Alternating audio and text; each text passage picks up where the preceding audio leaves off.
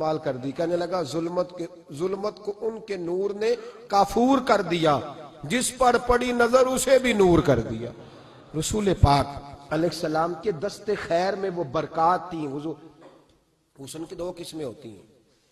ایک حسن ہوتا ہے ملمہ سازی والا، بیوٹی پارلر والا. ایک حسن ہوتا ہے باطن کا. بچے پتہ کیوں خوبصورت ہوتے ہیں؟ اس پر علماء مناطقہ نے بحث کی ہے، محدثین نے لکھا ہے. بچہ گدھے کا بھی ہو تو پیارا لگتا ہے. چھوٹا بچہ اگر اس کا رنگ بہت گورا نہ بھی ہونا، صرف چھوٹا ہو، وہ پیارا لگتا ہے، اس میں ایک جاذبیت ہوتی ہے. اس پر ہمارے مفسرین نے، محدثین نے، علماء مناطقہ نے ایک بحث کی ہے.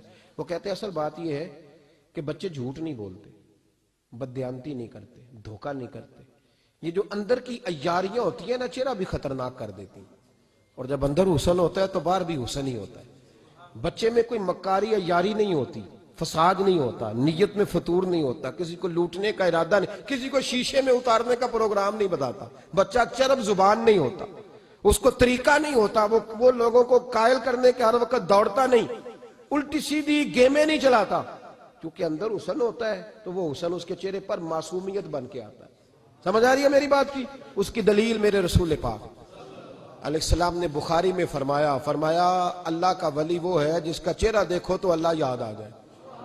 اب یہاں یہ نہیں فرمایا گورا چٹا ہو، خوبصورت ہو، بس اس کے چہرے میں معصومیت ہوتی ہے، وہ سچا ہوتا ہے، وہ کھرا ہوتا ہے، اس کا حسن چہرے پہ آتا ہے. میرے رسول کریم علیہ السلام کا جو حسن تھا نا، وہ اندر کی صداقت کی روشنی تھی، وہ اندر کے کیف کا نور تھا جو حضور کے چہرے پر عیاں ہوتا تھا.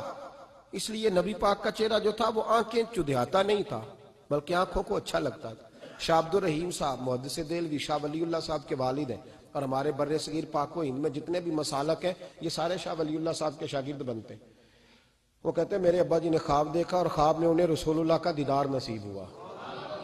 تو نبی کریم علیہ السلام کی بارگاہ میں شاہ ولی اللہ صاحب کے ابا جی کہنے لگے حضور ایک بات بڑی اڑ گئی ہے میرے دل میں، بڑی، تو کتابوں سے جواب نہیں ملا، آج رب کریم نے موقع دیا ہے اس سوال کا جواب. تو کہ عبد الرحیم پوچھو کہ یا رسول اللہ حضرت یوسف کا حسن دیکھ کے لوگوں نے انگلیاں کاٹ لی، پر آپ کو تکنے والے تکتے ہی رہے، کوئی بھی ہوش نہیں ہوا، کسی نے انگلی نہیں کاٹی. تو کہتے ہیں محبوب نے فرمایا عبد الرحیم رب کریم نے اپنی غیرت کے ساتھ میرے حسن پر 70,000 پردے ڈالے. یہی بہتر ہے کہ پردوں میں وہ پردہ پوش رہے، وہ اگر پردے اٹھا دے تو کسے ہوش رہے. فرمایا 70,000 پردوں میں چھپا ہوا حسن ہے، ورنہ کسی کی طاقت تھی کوئی بات کر سکتا، جرت تھی کسی شخص کی. میرے حبیب پاک سید عالم حضرت عبداللہ ابن سلام رضی اللہ تعالیٰ عنہ اہل یہود کے بڑے عالم تھے. فرماتے ہیں میں تورات، زبور، انجیل کا جاننے والا تھا. جس دن حضور مدینہ طیبہ ایک قصوہ نامی اونٹنی پر بیٹھے تھے، میں حضور سے مناظرہ کرنے، بحث کرنے آیا. میرے ساتھ میرے شاگرد تھے، ارادہ تھا بحث کروں گا، نبی پاک کو بڑے معاذ اللہ کڑوے کڑوے سوال کروں گا. کہتے ہیں حضور بیٹھے تھے قصوہ نامی اونٹنی پہ اور گردن مبارک جھکی ہوئی، ہونٹوں پر حضور کے زیر لب ہلکی سی مسکراہٹ تھی. نبی پاک تھوڑا بولتے تھے پر جتنا بولتے تھے وہ دلوں میں اترتا جاتا تھا. فرماتے ہیں میں جب گیا نا، میرے شاگرد ساتھ تھے، مناظرہ کرنے گیا، مناظرہ، شاگرد ساتھ تھے. فرماتے ہیں میں بڑے سوالات تیار کر کے گیا، پر حضور گھوڑے پہ بیٹھے تھے. دو باتیں میں نے سنی. حضور نے فرمایا رشتہ داروں سے اچھا سلوک کرو، اپنے غلاموں کا خیال کرو.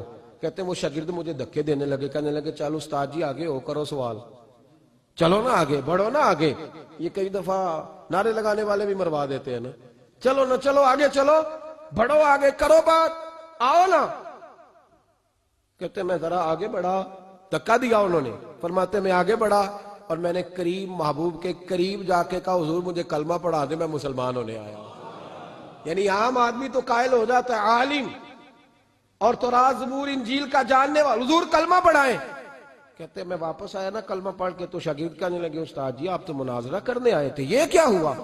تو یہ لفظ ہے حضرت عبداللہ ابن سلام کے. فرمانے لگے تم نے نبی پاک کا چہرہ نہیں دیکھا، ان کی آنکھوں کی روشنی نہیں دیکھی، تم نے چہرے کی معصومیت نہیں دیکھی، لب و لہجے کا وقار نہیں دیکھا.